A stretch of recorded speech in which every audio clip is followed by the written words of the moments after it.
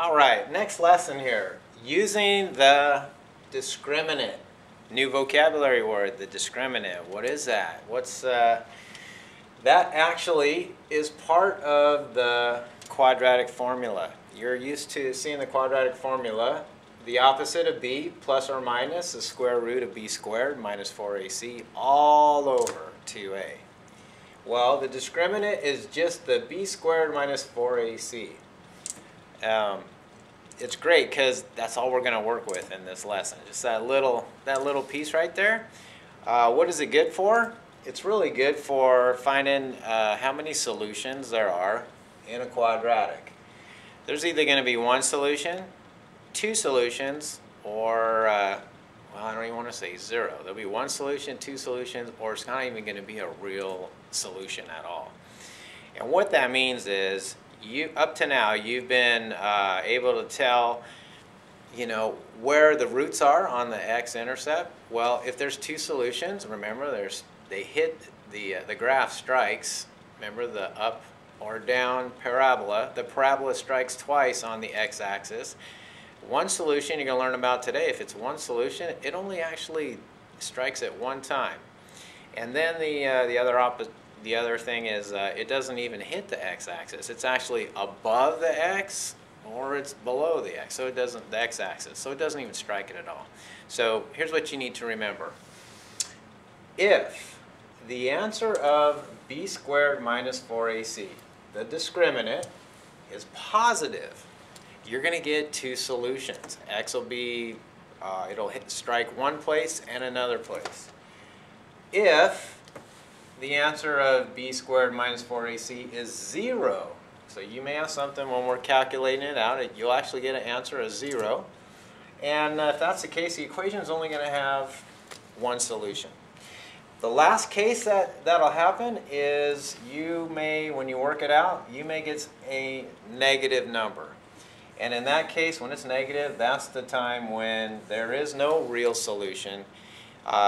It's not going to hit the x-axis at all. So let's do one and find out where we're going to go.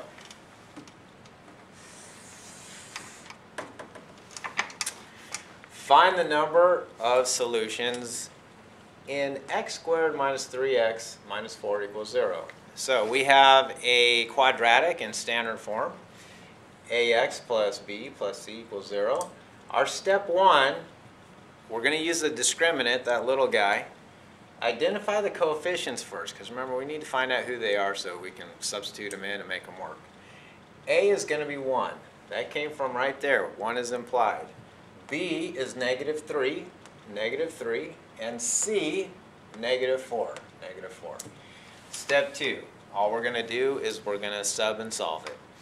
We're going to plug the coefficients into the discriminant and then work it out. So b squared, negative 3 for b squared, minus 4 times a, which is 1, times c, which is negative 4, and we just work this out. Negative 3 squared is 9.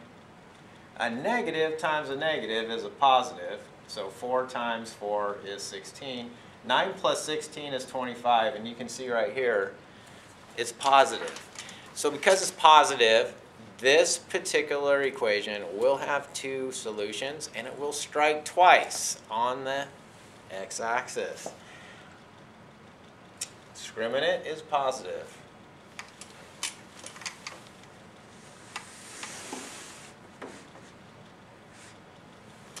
All right, example 2 and 3. I'll put them on the same page so you can just see them side by side. This one here, a, negative x squared plus 2x minus 1 equals 0. Figure out the coefficients. The coefficient of a in this case is negative 1. B is 2, positive 2. C is a negative 1. Plug it into the discriminant right here, negative b squared minus 4ac. And as you go through the work, remember here, negative times negative times negative, still negative.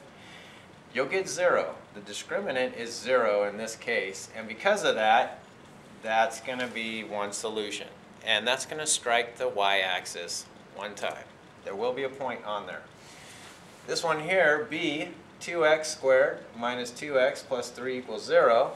I found the coefficients here, 2, negative 2, and 3.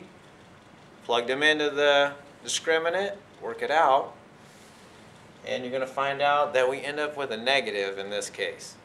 Discriminant is negative, therefore no real solution, and our graph will not hit the x-axis.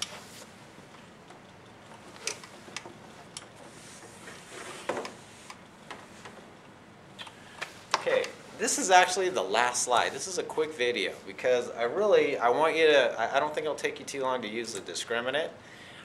And you're going to be able to find one solution, 2, or 0.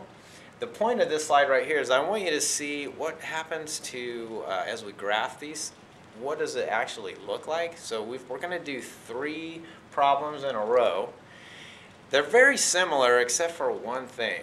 If you look here, y equals x squared plus 2x minus 2. This one, y equals x squared plus 2x plus 1.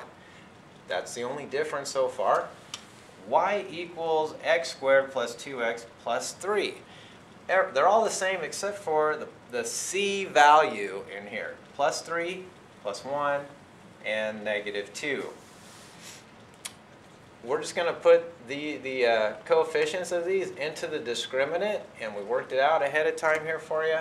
And you can see that this one was a positive 12, so I know I'm going to have 2 solutions here. This one, when we worked it out, 1 solution. It came out to 0, and this one, when we worked it out, the example was no real solutions. If you, I want you to I want you to go through those and just, you can see how the math worked out. But more importantly for this slide, 2 solutions. The A is in red, and the graph of A is also in red right here. Well, I want you to know where the 2 solutions actually hit here. They actually hit just a little bit less than negative 3 and a little bit less than negative 1. Sorry, a little bit greater than negative 3. We're going that way. But a little bit less than 1. It struck the y-axis at negative 2. Look back here at the equation, and you'll see a negative 2 for C. Remember that C is actually, for a quadratic, that's where it strikes the y-intercept. That's the y-intercept right here. So it struck it at negative 2. If I look at the B, positive 1, I can see the graph for B also struck it at the y-intercept. And also, where are we at here? Positive 3 for C. Here's the C graph in blue. And we struck the y-axis at positive 3. So all the same except for our C's were different, and you can see how they would graph out. Now, this one had 2 solutions. You can see here, 1, 2. We struck the y-axis here and here.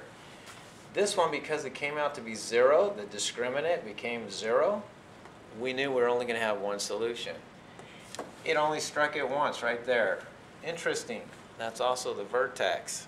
Little hint right there. I'm not going to tell you the secret, but that's a hint. 1 solution, vertex, x-axis. The last one here, we'll talk about more of that in class, but I'm giving you a hint right now. So when I see you next time, I'm going to be expecting something. The C, no real solutions right here. Notice how C, that didn't hit the x-axis anywhere. There you have it. 3 different quadratics, and everything is the same except for the C's.